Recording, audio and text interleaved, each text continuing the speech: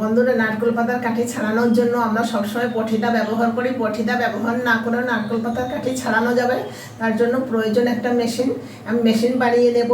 জলের বোতলের ঢাকনা চাকুর সাহায্যে চাকু পুড়িয়ে নেব।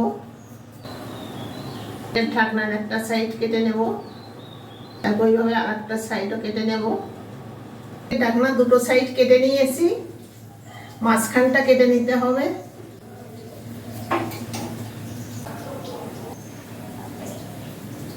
ঢাকনার মাঝখানে দুটো ছিদ্র করে নিয়েছি, চাকু পরিয়ে দেব।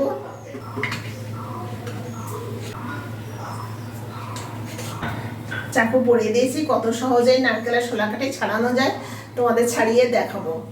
সহজেই মেশিনের সাহায্যে শোলা কাঠি ছাড়িয়ে দিচ্ছি।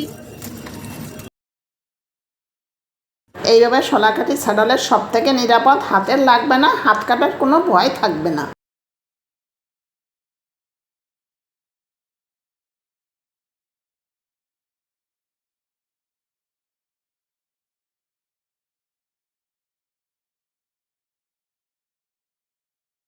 অল্প সময়ের মধ্যে কতগুলো শোলা কাঠি ছাড়িয়ে নিয়েছি।